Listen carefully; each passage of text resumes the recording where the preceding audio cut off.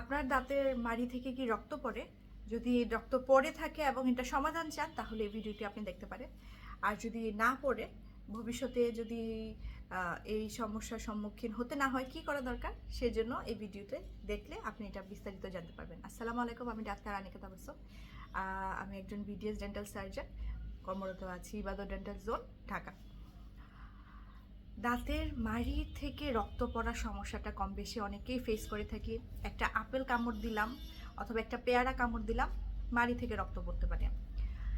Normally সকালে ঘুম থেকে উঠে মুখে রক্ত দলা পাকিয়ে থাকতে পারে, কুলি করলে সেই রক্ত বের হতে পারে। সকালে ঘুম থেকে অথবা রাতে ঘুমাতে যাওয়ার আগে যখনই আপনি ব্রাশ করছেন, ব্রাশ করার সাথে সাথে রক্ত পড়তে পারে।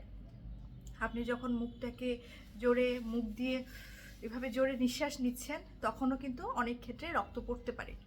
এই যে সিভিয়ার ক্ষেত্রে মুখ থেকে হালকা একটু নড়াচড়া করা, মাড়ি নড়াচড়া করলেই রক্ত পড়া, সেটাকে আমরা সিভিয়ার জিঞ্জিভাইটিস বলে থাকতে পারি। এতে সমস্যাটা কি হয়েছে, আপনার যে মাড়ি আছে মাড়িটা দুর্বল হয়ে গিয়েছে। রক্ত কিন্তু মাড়ি থেকে পড়ে, দাঁত থেকে আসে না। আমাদের এটা আসলে ভুল ধারণা, দাঁত থেকে রক্ত পড়ে। রক্তটা মূলত দাঁতের গোড়ার যে মাড়ি থাকে, মাড়ির অ্যাটাচমেন্ট যখন লুজ হয়ে যায় তখন দাঁতের থেকে রক্তটা পড়ে। এই অ্যাটাচমেন্ট লুজ কেন হয়, কখন হয়?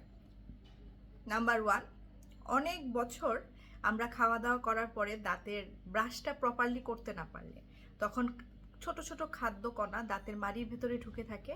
প্রথমে নরম থাকে, প্লাক থাকে, তারপর এটা আস্তে আস্তে শক্ত হয়ে যায়, টার্টার অথবা ক্যালকুলাস অথবা দাঁতের পাথর বলতে পারি, সেটা হয়ে যায়। এই পাথরগুলো মাড়ি এবং দাঁতের মাঝখানে বসে থাকে। এই মাঝখানে বসে থাকার কারণে মাড়িটা দাঁতের অ্যাটাচমেন্টটা লুজ করে দেয় এবং মাড়ি থেকে তখন রক্ত পড়া শুরু হয়। কারণ মাড়ির যে স্বাভাবিক পজিশন থাকে, স্বাভাবিক পজিশনটা নষ্ট হয়ে যায় এবং দাঁতের রক্ত প্রবাহ অথবা ব্লাড সার্কুলেশন নর্মাল না থেকে এটা ব্যাহত হয় অথবা এটা বাধাপ্রাপ্ত হয়। তখনই আসলে ব্লিডিং হওয়া শুরু করে। এই সমস্যাটার চিকিৎসা কি হতে পারে? এই সমস্যাটার চিকিৎসা হচ্ছে স্কেলিং পলিশিং করা। মানে দাঁতের যে শক্ত পাথরটা ব্রাশ করার মাধ্যমে উঠছে না, সেই জন্য আপনার এই পাথরটা আমাদের আলট্রাসনিক মেশিনের মাধ্যমে প্রাণীর প্রেশার এবং ভাইব্রেশন, এই দুইটার কম্বাইন্ড কম্বিনেশনের মাধ্যমে আপনার এই দাঁতের পাথরটা ব্যথামুক্তভাবে পরিষ্কার করতে হবে। এবং যেহেতু দাঁতের রক্ত পড়া একদিনে শুরু হয়নি, রক্ত পড়া একদিনে বন্ধও হবে না, আপনার লাইফস্টাইল চেঞ্জ করতে হবে। যেমন আপনার নরম ব্রাশের মাথার যে ব্রাশের যে ব্রিসেল থাকে সেটা ব্যবহার করতে হবে এবং দাঁতের মাঝখানে যে খাবার ঢুকে থাকে সেটা পরিষ্কার করার জন্য ডেন্টাল ফ্লস ব্যবহার করতে হবে। ডেন্টাল ফ্লস অনেক ধরনের হয়ে থাকে, আপনার যেটা সুবিধা সেটা করতে পারেন। আমি পরবর্তী ভিডিওতে ডেন্টাল ফ্লস নিয়ে বিস্তারিত বলে দেব।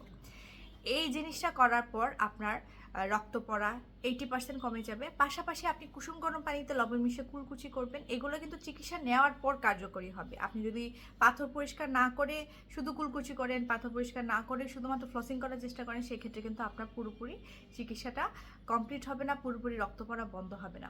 একবার রক্ত পড়া বন্ধ হয়ে গেলে আজীবনের জন্য কি আমার স্কেলিং পলিশিং আর করা লাগবে না? ব্যাপারটা এমনও নয়। স্কেলিং পলিশিং অথবা দাঁতের খাবার তো আমরা 3 বেলা 4 বেলা 5 বেলাও খেয়ে থাকি, নাস্তা সহ। বিকালের নাস্তা, একটু চা, একটু কফি, সব কিছু মিলিয়ে কিন্তু আমাদের খাওয়া দাওয়া অনেক বেশি হয়। সেক্ষেত্রে আমাদের ক্লিনিংটা বছরে অন্তত একবার করবেন। যদি একবারে করা সম্ভব না হয়ে থাকে, যখনই সময় পাবেন 2 বছর 3 বছরের মধ্যে একবার করে ফেলবেন। এই ছিল দাঁতের রক্ত পড়া, মাড়ি থেকে রক্ত পড়ার কারণ এবং প্রতিকার। আপনার যদি বিস্তারিত জানা থাকে আমাদের ক্লিনিকে যোগাযোগ করতে পারেন, চলে আসতে পারেন সরাসরি। আল্লাহ হাফিজ।